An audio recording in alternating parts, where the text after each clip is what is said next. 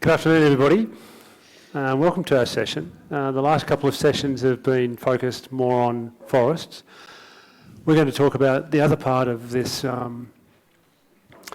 this section, which is more about on land use, and not so much land use, but really regenerative agriculture projects, and particularly that we're involved in. So I'm Scott Poynton, founder and CEO of Pond Foundation, and this is Christoph Langwallner. Hello, everybody. Good afternoon. I'm absolutely grateful to all of you hanging out with us here. I know it's an afternoon, 3 o'clock, so thanks very much for being here. Yeah. And so what we thought we'd do is just start off with really just introducing what we do. And so Pond Foundation is a Swiss non-profit, international non-profit really based in Switzerland, and a membership organisation. And we support companies to take strong, credible, regenerative action. We have a climate change program, we have a regenerative supply chain program, and we're building a verification program to look at ways that companies can verify their good actions. And we happen to be working with one of our very important members, and that's with What If Foods, which is Chris's company. And I'll let Chris introduce his company to us now. Yeah, What If Foods is an organization that believes that we are the first true regenerative food company that takes regeneration at its core. The business DNA is all wired around regenerating on several pillars. 3 of them are that we are really passionate about restoring soil health through the means of using forgotten legumes in order to use their organic ability to fix nitrogen. Secondly, we work quite tediously on getting biochar into a larger scale. The third pillar is that we are really keen to reconnect to farming communities directly. So that implies to use modern technology such as mobile phones to reach out to partnering farmers in the thousands. This year we achieve about 7,000, and we believe we have a waiting list of about 20,000 farmers wanting to join our program in West Africa. And the third pillar is essentially designing food for our taste buds, but in a very nutritious way. So making food tasty, but also nutrient-rich rather than calorie-dense. So that is the 3 pillars of our definition of regeneration. At its core is everything is around creating more life throughout the value chain, right from the soil to the way, so soil microbiomes. You cannot really expect our gut microbiome to be healthy if our soil microbiomes essentially are eliminated by the heavy use of chemicals over decades. So it's all interconnected, and therefore regeneration on these 3 layers have been defined by us like that, because regeneration must go much beyond regenerative agricultural practices. Yeah, and so specifically, we're working on a project in northern Ghana, and there's a fantastic little legume there, which is the basis for What If's products. It's called the Bambara groundnut, and the Bambara groundnut is native to across the whole of West Africa. It grows up in the dry Sahel Savannah region, and What If Foods is really the first organisation to commercialise that through their innovative food technology, and they're making it into plant-based milks and noodles. And I first met Chris in October 2019. At the end of November 2021, he asked me to go to northern Ghana, a place called Tamale, to visit communities and explore whether we could set up a regenerative agriculture project there, regenerative agricultural supply chain. And the notion was that at that stage, What If was just getting started in its business. It was buying the Bambara green beans from traders. But as Chris will explain, I think that wasn't enough. He really wanted to, as he said in his philosophy of regeneration, was really about getting right out into the farmer's soil, working in partnership with the farmers to grow those beans.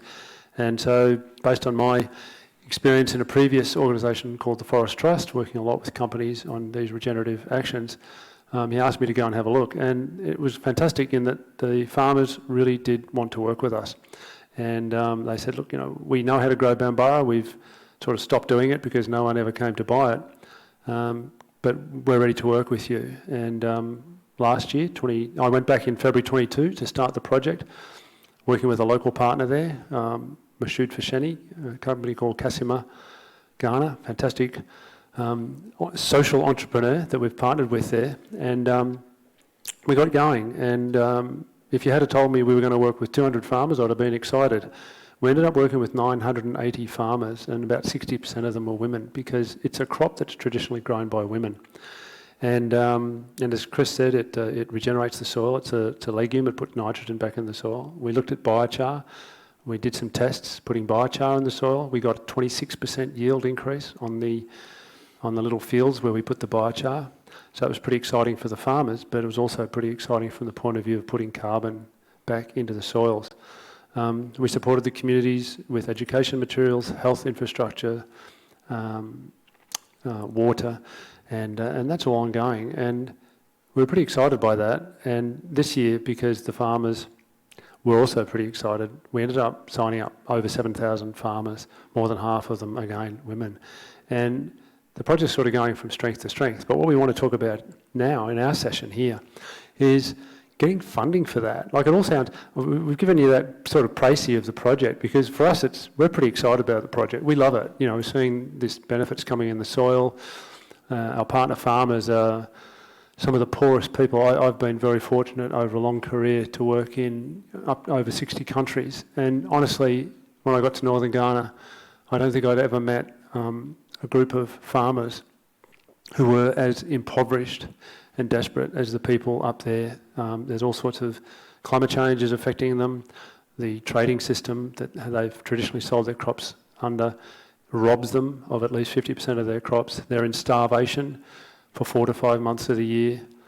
40% of the children aged 0 to 5 in the region where we're working are suffering malnutrition and stunting. There's malaria, there's waterborne diseases. It's a pretty tough place. So we're excited about the project. But I'll turn to Chris now, where he can really talk about this concept of funding. How do you get funding for such a project? It should be easy, right? For all these venture capitalists and all these people out there pretty excited about such opportunities. Well, Chris, how have you found it, mate? So it's a difficult one, because I really don't know where to start. Should I start on the macro picture and have a little go about and a rant on current capitalism? Or should I go into the nitty-gritties and tell you all about how funding looks like on the ground? Probably start on a high level and then break it down. So to me, in my little world, the current capitalism has been structured in and around the needs of the Industrial Revolution. And if you think about concepts such as, for example, depreciation, it's every bookkeeper, every accountant knows depreciation inside out. It's not a difficult concept. But believe it or not, before the Industrial Revolution, depreciation as an accounting principle was not known.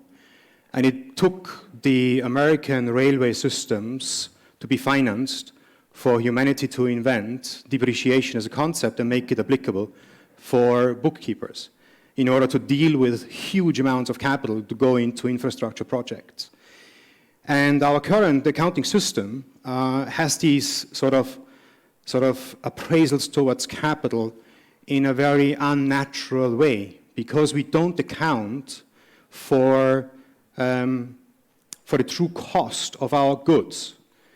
If we buy in raw materials, we acquire services and we pay the payrolls, that's our expense. A little bit we pay for water, but we don't pay for greenhouse gas emissions, we don't pay really for pollution, let alone we pay for the damages the industries leave behind in communities and what have you, or the health on consumers. So all of these factors are not considered at all. So take this concept into the last century, where CSR came in and became fashionable, and reporting on an annual basis with a CSR report became fashionable. But to me, this is a little bit of a good feel and goodwill, and a little bit, CEO has done his job, he has given a couple of $1 million to do something. But that doesn't move the needle, as we all know, because as I say for years now, sustainability is just not enough. We have to break through sustainability, leave that behind, and regenerate what's broken for today's youth and future generations have a planet worthwhile being on. So then we are now in this 21st century where companies such as What If is trying to build an entire new a value chain that takes into consideration soil health, community well-being, and an entire pool of employees and service providers, as well as conversion of what has been grown on a field into an exciting product that can sit on the shelf of a supermarket, and literally the packaging looking at a consumer walking by saying, oh, that's new, that's attractive, I grab it. So that motion of a consumer is nothing that motion of a consumer is nothing but a vote. Okay, you go and vote for your governments, you also vote for your system every time you make a purchasing decision. And that journey and that sort of entire value chain creation is tremendously cost intensive. I put this in context. If you are a startup company in Silicon Valley and you have an idea about biotechnology, you can today use CRISPR to actually slice and spice out a particular gene and transplant it into an E. coli and express a protein with as little as about $250,000. You have proof of concept. To develop a value chain, it literally costs you millions of dollars before you know whether or not you have a market on the other side, on the shelf.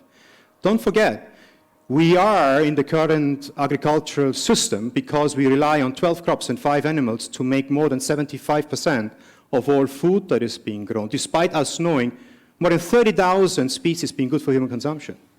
So it's an insane focus on just a few crops. And that takes away markets for the farmers to supply an alternative crop into, which would be beneficial for their own systems.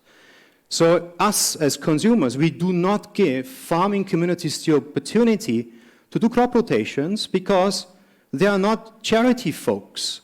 They could do only crop rotation if they would actually be paid for. So here I am on a little rant, looking into your eyes and telling you that in this day and age, we have globally more than $1 trillion of subsidies into extractive businesses. About $700 billion on an annual basis go in direct subsidies into our current food systems, as well as fisheries. $700 billion. Folks like us don't receive a penny. So we are competing. What if Foods Bum Nut Milk sits on the shelf and competes with a milk that is milked from a cow, for example, that should cost about $800 if we would be considering the true cost for future generations? Because cow milks emit up to 8 kilos of greenhouse gases. Now, 8 kilos of greenhouse gases, there's an argument how much that ton of greenhouse gas CO2 equivalent should cost out there, but the general consensus is it should be around $100. Now, 8 kilos, so you get into immediately the prices of the milk that gets you into a zone where the milk should be bought in a Louis Vuitton store and not a supermarket. And that is in reality the massive big challenge that we have, because regenerative businesses that aim to create life from the soil right into the consumer bellies are being compared with a capitalistic structure that actually is designed for the Industrial Revolution. So as you've gone around, Chris, I know that you have some very wonderful long-term investors that are supporting what you're doing, but of course they don't have never-ending bank balances either. But I know you've spoken to many potential funders who are interested in the project. They get excited about it. After that initial excitement, and you've often said to me, within 2 minutes of being in the room, you can tell whether they're going to be serious investors or not. I mean, what's that dynamic? What are you seeing there? What are they looking for, and what are you looking for, and where's the disconnect? So first of all, I have to say that we've only got 5 minutes left. Yeah, we have got 5 minutes left, so I try to be precise here, or to be short.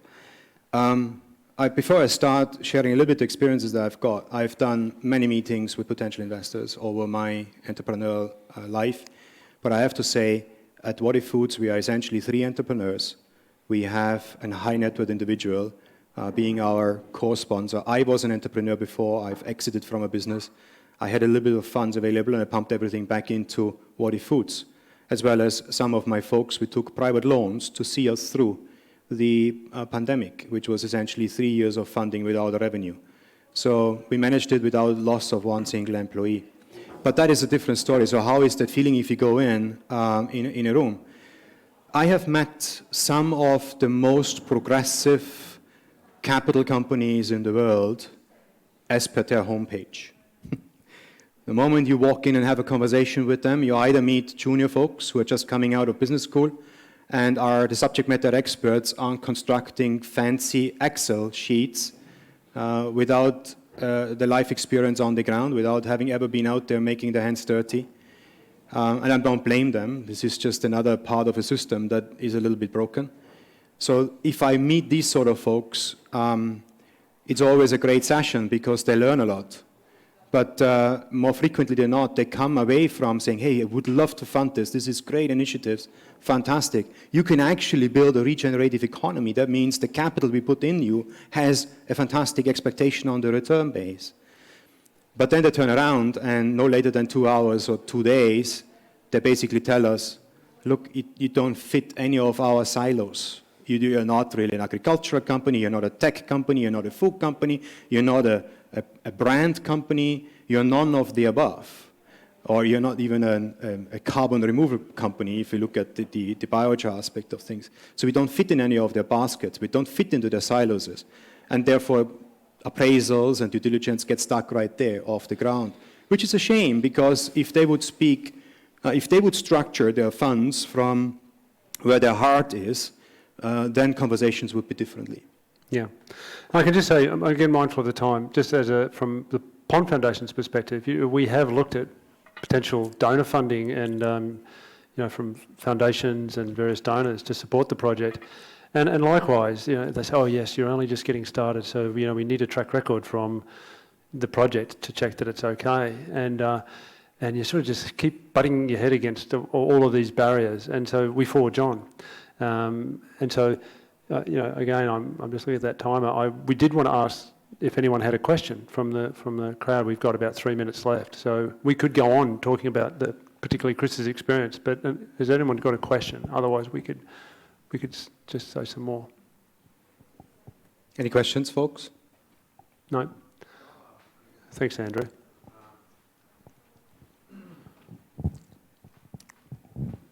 The kind of investors you're describing are not impact investors. They don't sound like impact investors. Have you tried to go to the impact investing community to see, or was the scale of funding, I think the scale of funding you want is too big for most impact investments. Is that right? 200 million and up? I can't remember. Well, thanks, Andrew, for the question. I certainly have seen impact investors. The challenge that I see with impact investors is that I probably haven't met the right ones yet, to be honest. Because the moment I go in and say, so how do you measure your impact? What are your impact investing criteria? More frequently than not, they are blank in their answers. They give me the CSR report. So it's a bit thin. It's a bit thin there. I have met one of Europe's largest impact investor about a year ago. We have good conversations, but then the risk profile that we expose the fund to is super high, because they can bucket us as an agri project, as a food project, as a tech project, or a carbon project, and so on and so forth. So the devil is in the detail here. Any other questions? Thank you so much. It was very interesting from your point of view for our, let's say, I'm from the new generation as entrepreneurs that I want to invest for our project impact project. So I think the impact investors, they have to change their perspective from the ROI to ROK, return on kindness. And that's, we have to, as entrepreneurs, I would say, change their mindset. How do you think we have to change this, I would say, we have to have impact on their impact investors. Look, so I have a couple of seconds left, but I really want to give you a good answer. I am now 51 years old. I've worked in some of the world's largest food and agricultural companies. I've been an entrepreneur for most part of my professional life. And I can tell you that even if you have the most kind people sitting in front of you who really want to mean it well, at the end of the day, there is a pension fund somewhere. There's a pension fund somewhere, there is an investment fund somewhere, there's a fund of a fund somewhere. And all of the kindness gets lost in the value chain of the capital until it reaches that fund. At the end of the day, the most kind people sitting across the table, they have to hit the numbers. And if they don't, then they are not able to raise the next fund. Because the moment they launch a fund, the next fund, they launch a fund meaning they're investing the money that they have raised in projects, they need to start raising money for the next fund to come. They can't afford the K. They need to work the capital as it is. So my approach to it is, yes, I would love to work with kind people in the investment world, but I would love to have them appreciate the true cost of their investment. Because if we could make the true cost accounting part of our balance sheet, we would outshine anybody out there. The industry I'm working in has all the answers, not all the answers, there's no golden bullet, but many, many answers to the most pressing questions of humanity: migration, climate change, water footprints, as well as proper food. And therefore my plea is, yes, kind people, but let's bring an economy about that is based on regenerative practices and account for the true cost. There are good initiatives, but they're not moving fast enough. Prince Charles, as he were, has done true cost accounting, accounting for sustainability, he called it. Great initiative, but where has it been over the last decade? You know, it just doesn't move fast enough. We've got to finish up. So thanks very much for your questions and being present and listening. And we wish you, anyone here who's chasing funding for fascinating projects, good luck.